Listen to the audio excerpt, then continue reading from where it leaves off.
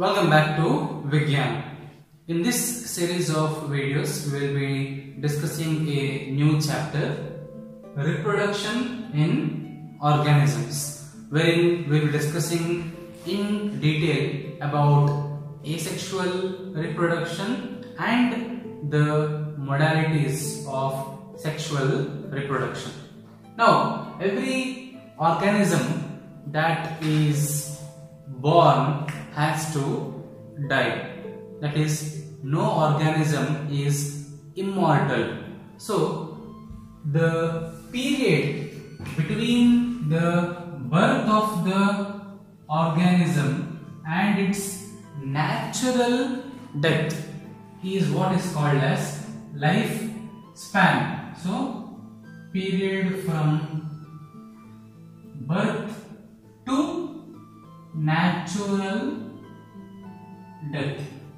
So the lifespan of different organisms is provided in the textbook, and one thing you will observe is there is no connection between the lifespan and the size of the organisms. For example, a huge animal such as elephant may live only up to 50-60 years, whereas a small bird such as parrot can live more than 100 years. Our domestic dog has a lifespan of around 7 to 15 years. Even cow has a lifespan of 15 to 20 years. So there is no connection between the lifespan and the size of the organism. But what is given is every organism has to die except for maybe unicellular organisms.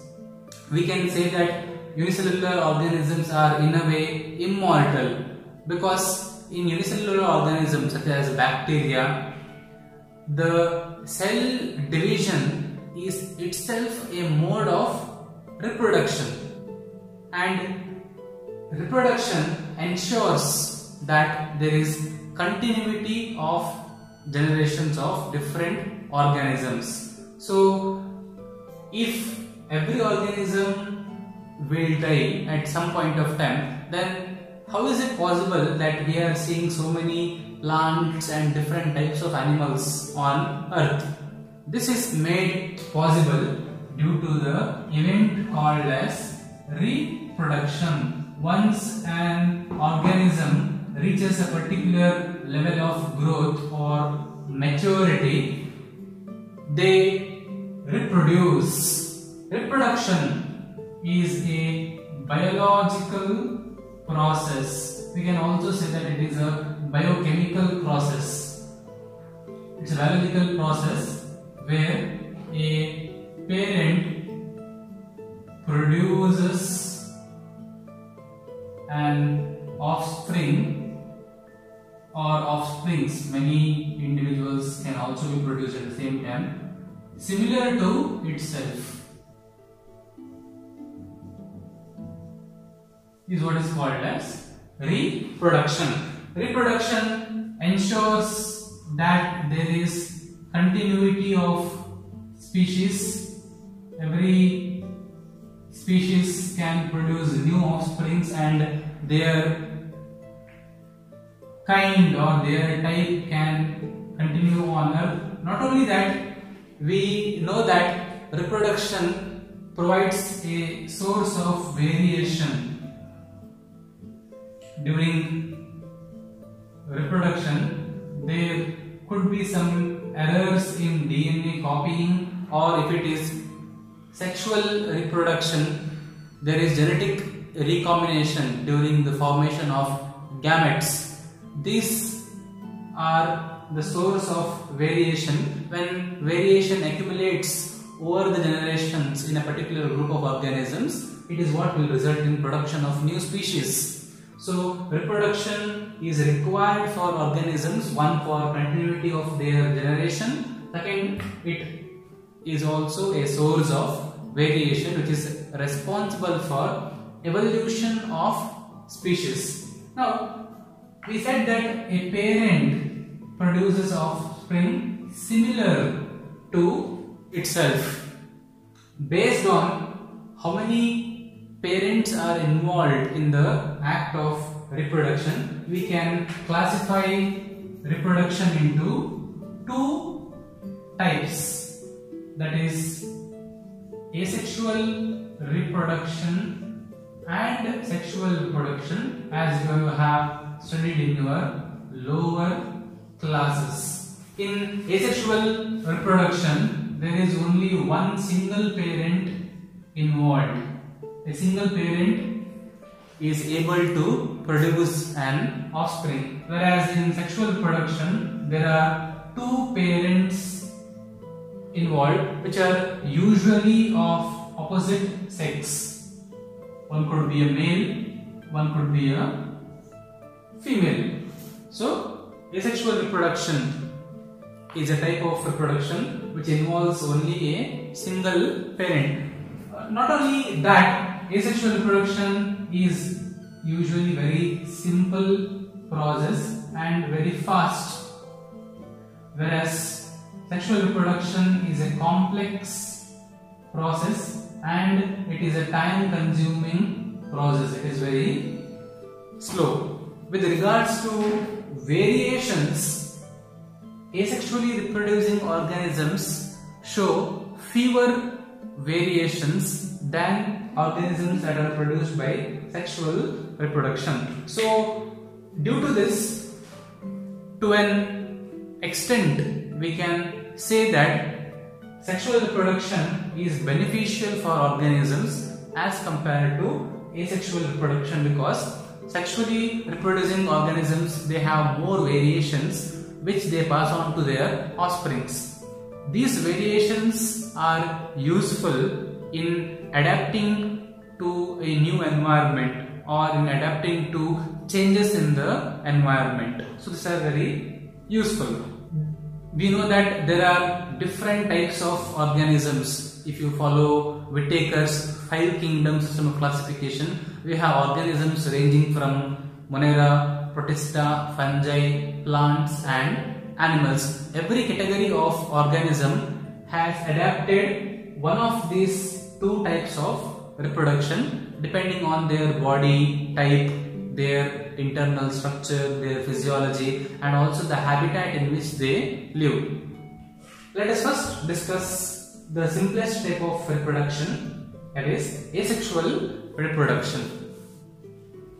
As we have discussed, asexual reproduction, it involves only a single parent and there is no event of fertilization, that is there is no fusion of gametes in asexual reproduction, because offsprings are produced from one single parent. Such offsprings are called as clones.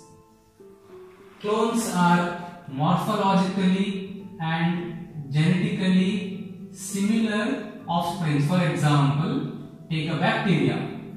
They appear identical to the parent as well as with the other bacteria. So morphologically they are identical and genetically also they are identical. So morphologically and genetically similar offsprings produced by asexual reproduction are called as clones. Let us understand the different types of asexual reproduction in various organisms. Let us begin with the unicellular organisms, that is belonging to kingdom Monera and Protista. In bacterial family as well as in the unicellular eukaryotes, the asexual reproduction takes place with the help of basic cell division. Here, cell division itself is a mode of reproduction. For example, when a bacteria it reaches a particular size, it will divide producing two cells which are clones. So cell division itself is a form of reproduction. Not only that, they exhibit what is called as binary fission. So the cell will split into two, producing two offsprings. Binary fission. This is commonly seen in amoeba, paramecium, etc. So that is binary fission. One parent splits to produce two daughter cells. That is binary fission. Sometimes during unfavorable conditions, amoeba, it undergoes a process called as encystation. So what happens is, the amoeba, it will withdraw the pseudopodia inside the body and will surround itself with the three-layered protective covering called as a cyst. So this is a tough protective covering which will help it to ward off the unfavorable conditions. When this is what is called as encystation. When favorable conditions return back, then this will undergo multiple fission, producing many pseudopodiospores. Then the cyst wall will break open, releasing all the pseudopodiospores into the medium, which fall down and they become new amoebae. This is what is called as sporulation. So encystation is during unfavorable condition. When the favorable conditions come back, the amoeba undergoes multiple fission and it will produce spores. That is sporulation. Talking about spores, spore formation is a very common type of asexual reproductive structure, which is once again seen in bacteria, in protista, in fungus, also in lower plants such as algae, bryophytes, and in pteridophytes. So all these organisms, they exhibit spore formation. Spores are tough, resistant structures which will help in reproduction. The most common type of spore that is produced is a zoospore. Zoospores, they have flagellum and these are motile, they can move. Whereas there is another type of spore called as conidia, conidiospores. These are non-motile spores.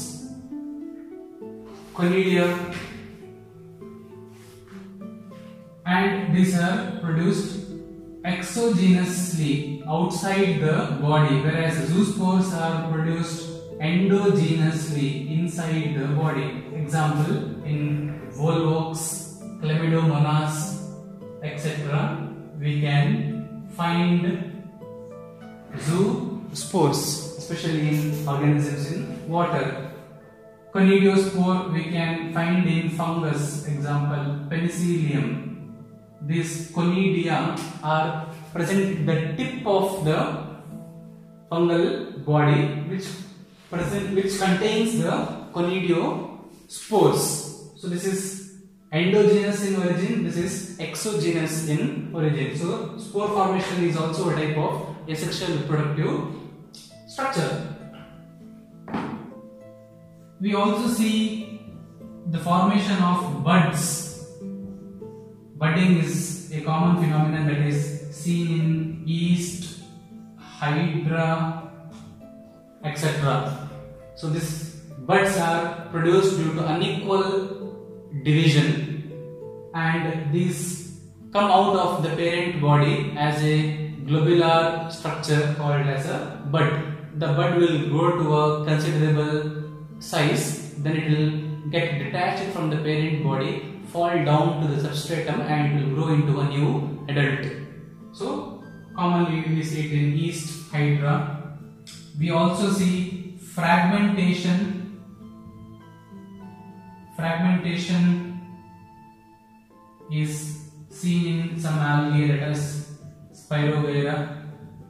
Hydra also shows fragmentation, wherein the organism, it breaks into distinct pieces or fragments, and each fragment has the ability to grow into a complete individual. That is fragmentation.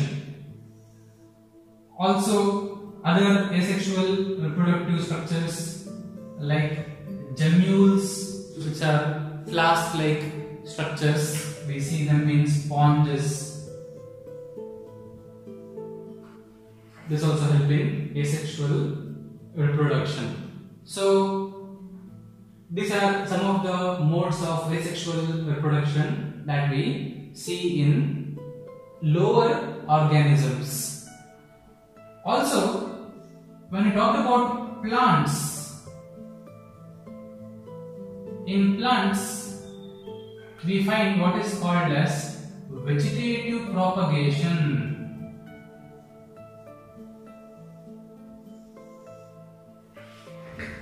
That is, in some plants, the vegetative parts of the plant, such as root, stem, leaf, etc., are able to produce new plants. This is what is called as vegetative propagation. That is, production of new plants from the vegetative parts. These vegetative parts are called as vegetative propagules,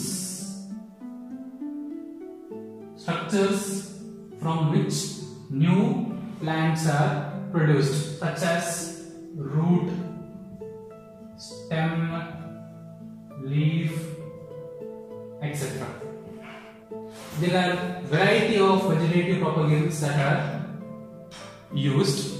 For example, few vegetative propagules that are used are in potato. We have eyes.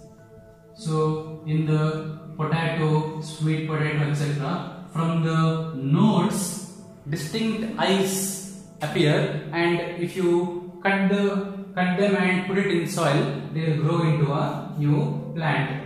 We can find rhizomes as vegetative propagules in the case of ginger, banana, turmeric. Rhizomes will help in vegetative propagation. Also, we can find other structures such as runners especially in grass. We can find suckers in chrysanthemum.